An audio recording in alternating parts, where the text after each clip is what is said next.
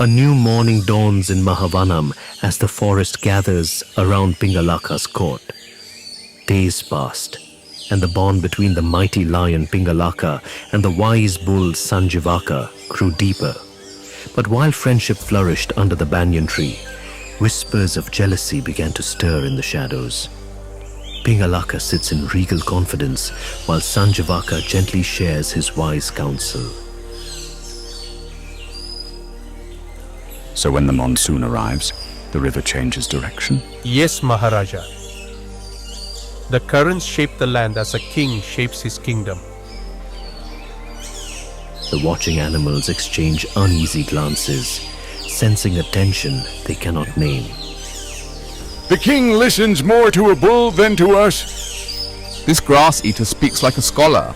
What if he becomes the king's chief advisor? From a distance, Damanaka watched in silence, observing, measuring, calculating. Sanjivaka's wisdom spread like a gentle breeze across the forest. Stay near the eastern grove. The wolves rarely cross there. The fruit trees bloom best after rain. Wait 3 days. Soon, the animals began admiring him, their eyes filled with growing respect. He knows so much. He helped us avoid danger yesterday. But jealousy grows among carnivores and courtiers. If this continues, the bull will rule the forest.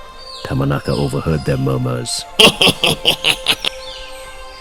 Karataka approaches Damanaka, who sits in thought. Brother, I see that look in your eyes. Do not let envy drive you. Envy? No, Karataka, but the balance of power shifts when a bull stands beside a lion. Power shifts only when someone pushes it. Do not be the one to topple it. You forget, I once advised the king. I will not remain in the shadows forever.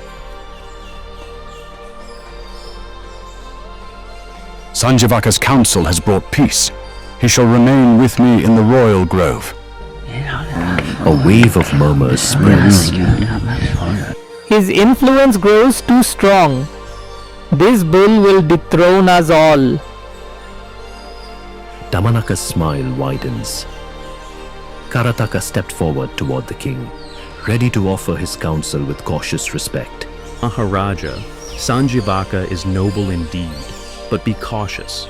Power invites flattery, and flattery often hides agendas.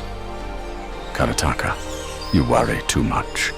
Sanjivaka has brought nothing but wisdom. Wisdom is good, but trust must grow slowly. Pingalaka dismisses him warmly but casually. Damanaka watches Karataka's failed attempt. Karataka, disappointed, sits beneath a small tree. A young deer approached him quietly. Karataka, why do you worry? Because I have seen how gentle flattery becomes deadly deception.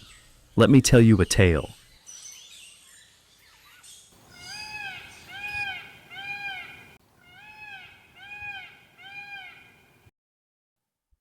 Heron and the Crab. Near a quiet pond lived an old white heron, weakened by age and unable to catch fish. Fearing starvation, it devised a cunning plan. The heron pretended to be sorrowful, claiming that the pond would soon dry up and that the fish were in grave danger. Terrified, the fish begged for help, and the heron offered to carry them, one by one, to a larger and safer lake. Trusting his words, the fish allowed the heron to take them. But instead of rescuing them, he carried each fish behind a rock and devoured them. Day after day, the pond grew quieter as the fish disappeared, not into safety, but into the heron's belly. At last, only a single crab remained. Hoping to survive, the crab asked the heron to take him as well. As they flew, the crab noticed a pile of fish bones scattered near a rock, the truth of the heron's deception. Realizing the danger, the crab gripped the heron's neck with his sharp claws and squeezed with all his strength. The heron struggled, but the crab did not release his hold until the wicked bird fell dead.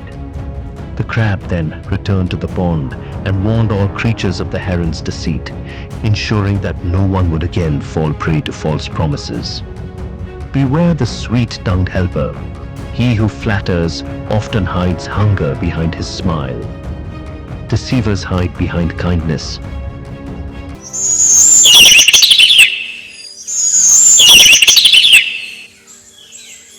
May the king see through false smiles. Damanaka came and stood beside him silently.